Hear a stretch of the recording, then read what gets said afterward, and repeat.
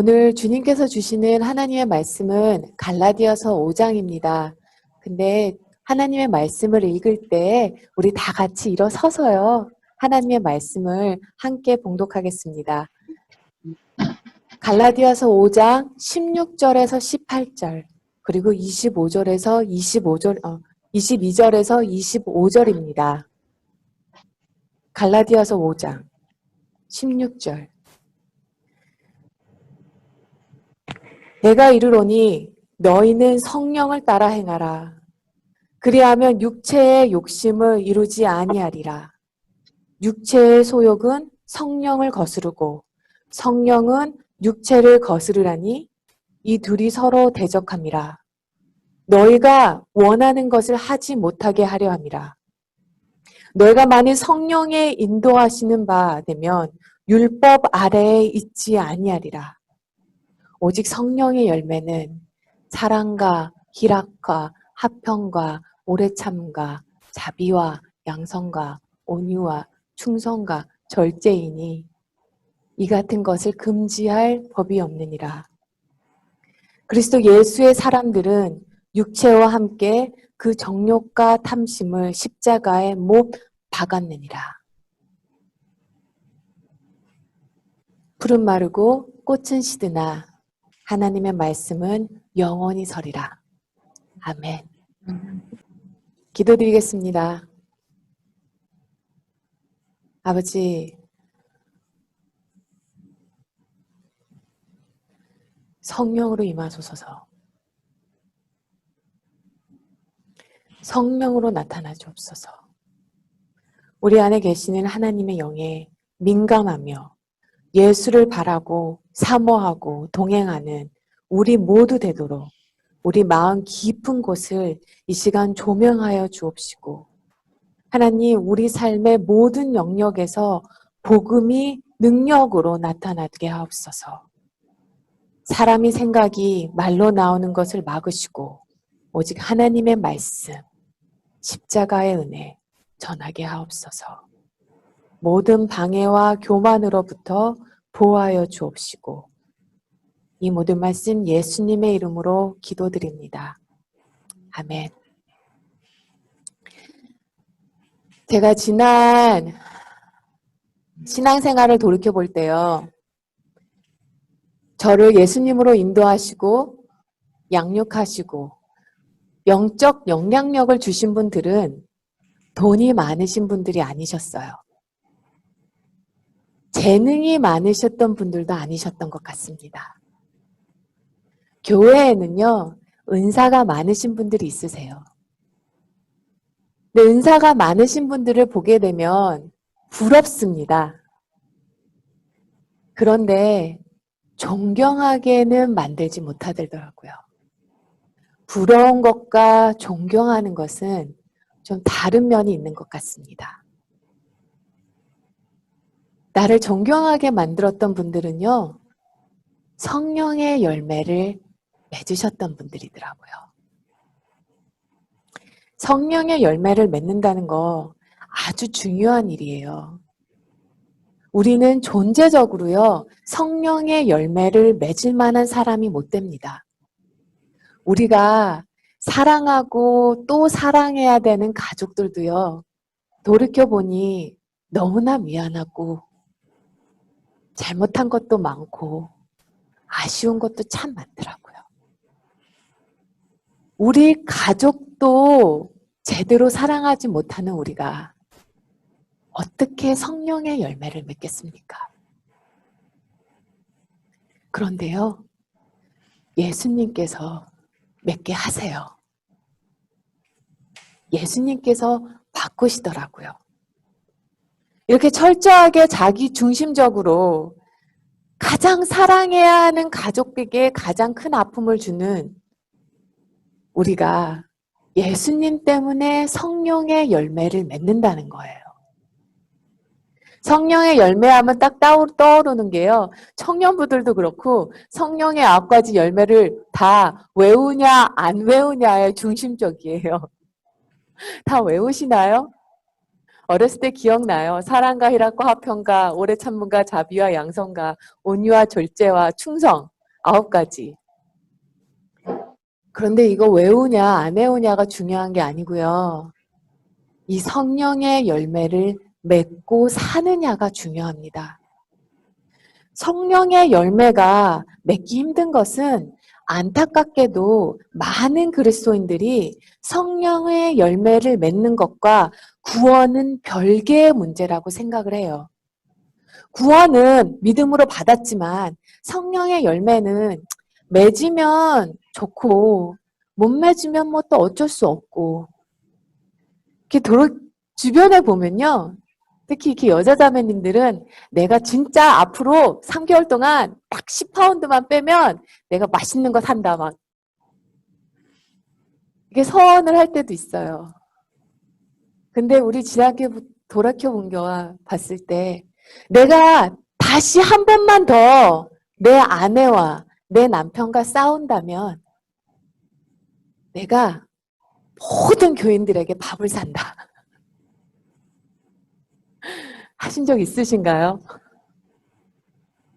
부부끼리 싸우는 거 다 싸우게 살지, 싸우면서 살지 하고 당연하게 받아들이더라고요. 근데 하나님은 당연하게 받아들이면 안 된다고 말씀하세요. 구원받는 것과 성령의 열매는요, 아주 밀접한 관계가 있습니다. 구원과 성령의 열매는 다른 것이에요. 그러나 이 둘은 떨어질 수 없는 존재입니다. 물론 성령의 열매를 맺어야지만 구원받는다는 건 아니에요. 그건 정말로 잘못된 거예요. 하지만 성령의 열매가 구원의 조건은 아니지만 구원의 결과물이라는 거죠. 그래서 만일 내 삶에 결과물이 없다면 둘 중에 하나라는 거예요.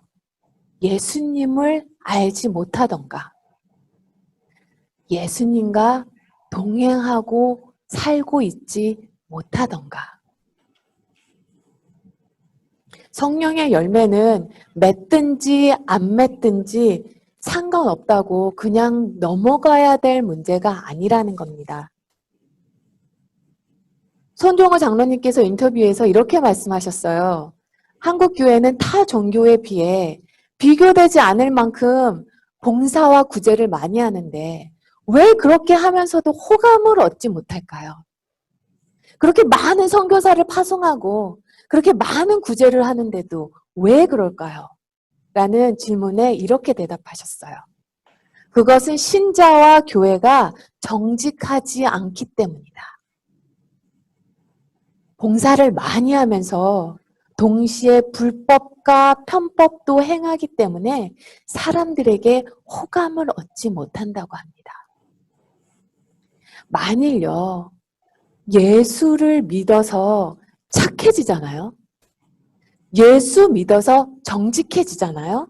그러면요, 우리가 봉사활동하는 그 많은 것들과 비교할 수 없는 하나님의 역사를 얻게 돼요. 근데 그게 반대가 되잖아요. 그럼 우리가 믿는 거 믿지 않아요. 자, 그러면 성령의 열매를 어떻게 맺을 수 있을까요? 성령의 열매는 예수님과 동행할 때 맺을 수 있어요. 그래서 앞으로 10주 동안 예수님과 동행하는 일상으로 이 주제로 나갈 건데요. 첫 번째, 성령의 열매를 맺으려면요. 기억하세요. 완벽할 수 없으면 정직하라. 사람은 그 누구도 완벽하지 못합니다. 사람은 그 누구도 죄에서 자유롭지 못해요. 성령의 열매를요. 억지로 내 힘으로 맺으려고 하면요. 율법주의가 됩니다. 열매 맺은 척하게 돼요. 앞으로 열매 맺은 척하는 게 무엇인지 좀 보게 될 텐데요. 그래서 가장 먼저 해야 되는 부분은요. 하나님과 사람 앞에서 자기의 약점, 악한 점을 정직하게 시인해야 해요. 그래야 성령님을 의지할 수 있습니다. 갈라디아서 5장 16절, 17절 말씀이에요. 너희는 성령을 따라 행하라. 그리하면 육체의 욕심을 이루지 아니하느니 육체의 소욕은 성령을 거르고 성령은 육체를 거스르라니 이 둘이 서로 대적하므로 너희가 원하는 것을 하지 못하게 하려 함이라. 우리 모두 죄의 본성을 갖고 있습니다. 우리 모두요, 특정한 종류의 죄를 짓게 만드는 패턴을 갖고 있어요. 제가 여러 가지를 말씀드릴게요. 한번 적어보실 수 있으면 적어보세요. 첫 번째, 우리 중에 일부는요, 분노, 거친 언어로 정말 사랑스럽지 못한 성향을 가지신 분들이 있으세요. 우리 중에 일부는요, 크리스천이면서도 불구하고도 돈에 관대하지 않아요. 어떤 종류의 위험 부담도 너무 조심스러워요. 나누고 섬기고 희생하는 거 하고는 좀 먼 성향이 있습니다. 우리 중에 일부는요, 걱정하고 판단하고 정죄하는데 너무나 성급한 경향이 있어요. 이건 청년들도 마찬가지예요. 우리 중에 일부는요, 너무 고집스러워서 자신이 틀렸음에도 불구하고 인정하지 않아요. 회개하지 않아요. 우리 중에 일부는요, 질투, 거짓말, 진실성이 부족한 경험이 있습니다. 우리 중에 일부는요, 권력을 남용하는 경향이 있어요. 함께 일하는 거 힘들어요.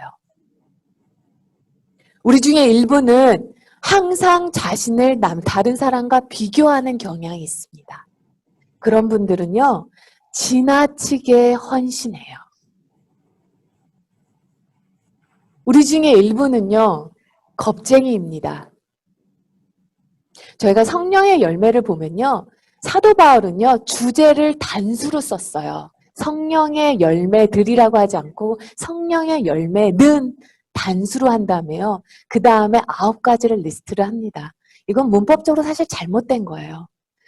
그 이유는요, 사도 바울이 성령의 열매 9가지는 다 같이 가야 된다는 거예요.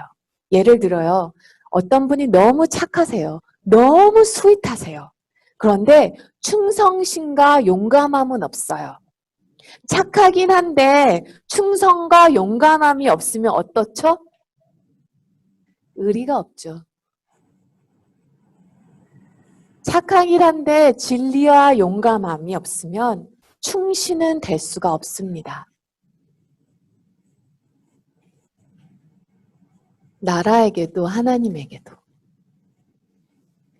두 번째, 정직해지신 다음에는요, 거기서 끝내시면 안 돼요. 십자가를 바라봐야 해요. 우리 모두에게는 은밀한 죄가 있습니다.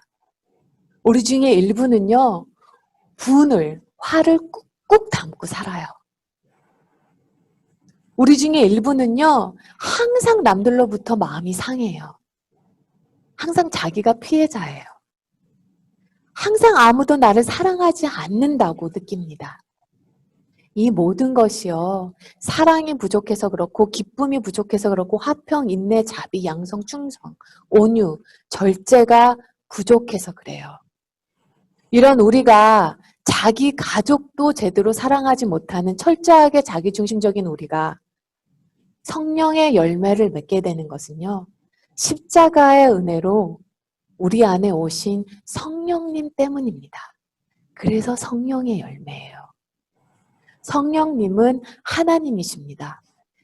하나님이 우리 안에 계세요. 만일요, 예수님께서 우리의 죄를 용서하시는 것만으로 거기로 끝내시기를 원하셨다면요, 영란아, 내가 너 죄 다 용서해 줄게. 그러니까 이제 네 죄 그거 다 용서, 오케이! 하셨을 거예요. 근데 예수님은 문제 해결을 하시길 원하셨어요. 하나님은 정의와 공의의 하나님이십니다. 모든 죄는 반드시 심판을 받아야 돼요. 예수님께서 우리의 죄의 심판을 받으심으로 하나님께서 우리를 용서하실 수 있으셨어요. 예수님의 피로 우리 안에 있는 죄의 얼룩을 지우셔야만 거룩한 하나님의 영이 우리 안에 오실 수 있으셨어요. 그렇게 성령님, 거룩한 하나님의 영, 구약에 보면요, 그 누구도 하나님의 영광 앞에 들어갈 수 없었어요. 그런데 그 거룩한 영이 우리 안에 지금 살아계시는 거예요. 근데 이 성령님이 하시는 일은요, 예수님을 바라보게 하는 것입니다. 이것 때문에 전적으로 타락한 선한 것이라는 것은 정말 아무것도 찾아볼래야 찾아볼 수 없는 우리의 삶이 변한다는 거예요. 요한일서 보시면 요한일서 3장 9절에서 이렇게 말씀하십니다. 하나님께로부터 난 자는 죄를 짓지 아니하나니 이는 하나님의 씨가 그의 속에 거함이요 그도 범죄하지 못하는 것은 하나님께로부터 났음이라. 여기서 하나님의 씨는 성령님을 말씀하세요. 성령님은 하나님이에요. 우리 안에 하나님께서 임하셨기 때문에 하나님 말씀에 순종하여 성령의 열매가 맺어지고 성령님께서 오셨기 때문에 우리가 비로소 우리가 죄를 짓지 않는다고 말씀하십니다. 성령님이요, 우리 안에서 하시는 것은요, 예수님 갈망하는 거예요. 예수님 너무너무 사랑하세요. 오늘 저희가 갈라디아서 5장 16절을 읽었는데요. 여기서 영어로는요, 그냥 단순하게 Spirit want라 그래요. 성령은 원하나. 근데 이게 want가 사실 want라기보다는요, 영어로는 lust로 번역이 되는 게 맞아요. lust가 뭔지 아세요? 안달이 나는 거예요. 갖고 싶어서 어쩔 줄 모르는 거예요. 좋아, 미치겠는 거예요. 성령님이 우리 안에서 그렇게 예수님을 사랑하신다는 거예요. 예수님을 그렇게 갈망하신다는 거예요. 그러니 성령님이 내 안에 계시니 예수님이 좋아져요. 너무너무 좋아져요.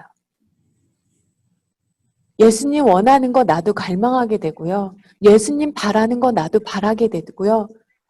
그러다 보니 죄 짓지 않게 돼요. 죄 짓는 거 싫어요. 하나님이 나와 함께 하시는 게 너무나 분명하니까요. 죄 짓는 게 싫어져요. 질 수가 없어요. 요셉도요, 보면요. 보디발의 아내가 유혹했을 때 요셉의 나이가 어렸어요. 그 유혹에, 육으로는 그 유혹에 넘어가고 싶었을 거예요. 그러나 요셉은 그 어린 나이에도 죄 짓기가 어려웠어요. 왜냐? 하나님께서 함께 하시는 것을 알았기 때문이에요. 분명하니까. 그것이 그리스도입니다. 그것이 예수를 믿는 자들이에요. 다른 사람들이 나를 함부로 판단할 때가 있어요. 그럴 땐 마음이 상하죠. 아, 내가 이런 사람으로밖에 보여지지 않나? 마음이 상해요. 그럴 때는요, 예수님의 십자가에 위해서 나를 위해 그분의 모든 영광, 모든 명령, 모든 거룩한 그 reputation, 명성을 포기하고 내려놓으신 예수님을 기억하셔야 돼요. 그리고 일어나셔야 돼요. 사람들에게 냉랭하고 짜증내는 나를 볼 때가 있습니다. 귀찮아요. 나 하나 먹고 사는 것도 힘들어요.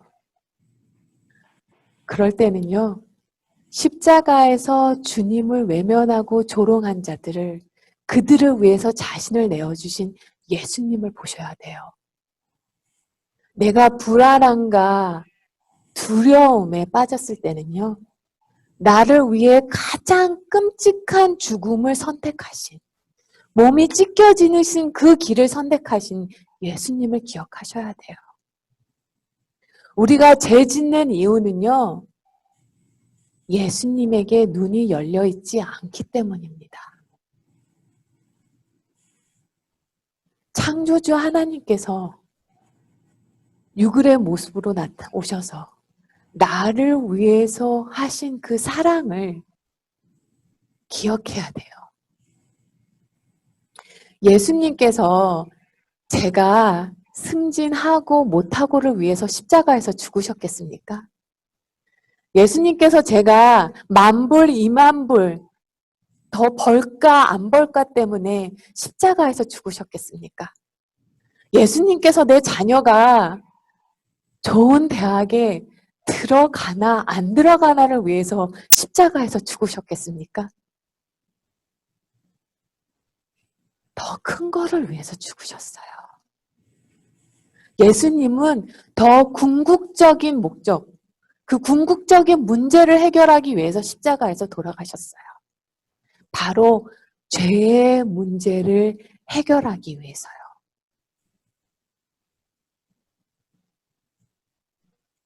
죄의 용서함을 받고 더 이상 죄의 종로를 타지 않고 새 삶을 살아가게 하기 위해서 십자가에서 죽으셨어요. 그런데 마귀는요, 자꾸 자기가 주인이라고 우겨요. 절대 곁을 내어주지 마세요. 마귀는 자꾸 자기가 주인인 척하고 살짝 들어옵니다. 그리고 주인 노릇하려고 해요.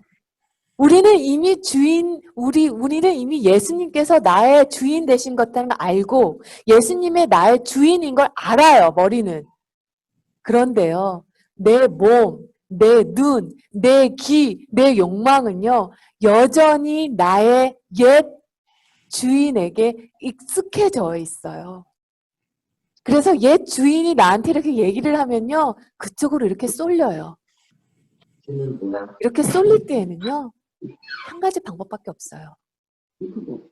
거기서 되도록 멀어져서요, 새 주인의 음성에 익숙해져야 된답니다. 새 주인의 음성에 익숙해지려면 어떻게 해야 되죠? 많은 시간을 보내셔야 돼요. 달라붙어야 돼요. 죽으라고 예수님만 붙잡고 살아야 돼요. 그 방법밖에 없어요. 그럴 때 성령의 열매가 맺어집니다. 가뭄이 들어서, 이건 실제 얘기예요. 가뭄이 들어서 물이 몹시 귀한 때가 있어요. 이럴 때는요, 물을 이렇게 대가지고 논에다가 물을 이렇게 대잖아요. 그래서 한 사람이, 한 성도가, 믿는 농부가 저녁 내내 수고해서 밤늦게까지 논에 물을 대어 놓고 밤늦게 잠이 들었답니다. 아침에 일찍 일어나서 이 가뭄에 얘네가 죽으면 안 되는데 1년 농사한 거 다 망치면 안 되는데 하고 일어나서 논을 살펴보니 세상에 이웃 사람이요, 그 논을, 그 뚝을 펴서 물을 밑으로 빠져가지고 간 거예요. 뺏어간 거예요. 화가 올라오는데 그래도 내가 예수를 믿는데 참고 다시 저녁 때 물을 댔다고 합니다. 자기 논에. 물을 다시 논에 대고 또 밤늦게 잠이 들었대요. 그 다음날 아침에 일어났는데 어머, 이 사람이, 이웃 사람이 또 뚝을 뚫고 물을 또 밑으로 흘러가지고 가서 물을 뺏어갔대요. 쫓아가서 멱살을 잡으려고 하는데 원수도 사랑하라는 음성이 생각이 나더래요. 그래서 내가 이 원수 같은 이 사람 한 번 더 논에 물을 주기로 했답니다. 원수도 사랑하라고 하셨으니 이번에는요, 그 이웃 사람의 논에 물을 먼저 대주었다고 합니다. 그리고 자기 논에다가 물을 대었대요. 그리고 밤늦게 잠이 들고 이랬는데 새벽에 그 이웃 사람이 찾아왔답니다. 찾아와서 하는 말이 정말로 미안하다고.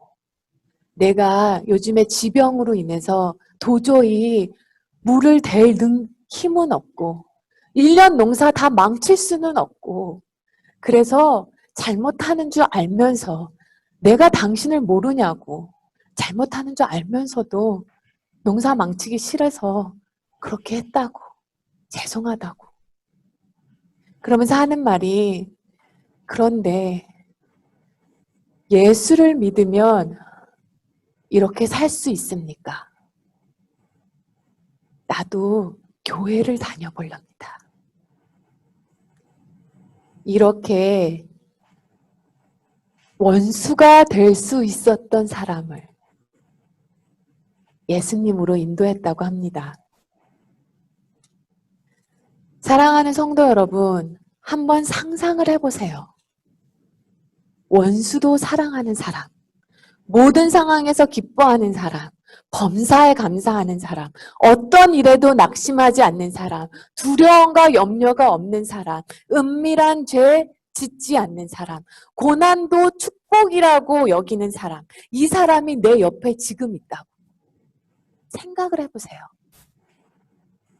그런 사람이 옆에 있다는 자체가 삶의 위로예요. 부모가 그런 사람이었다면, 상사가 그런 사람이었다면, 아내가 그런 사람이었다면, 남편이 그런 사람이었다면. 그런데 하나님은 바로 그 사람이 바로 나 자신이 되어야 된다고 말씀하십니다.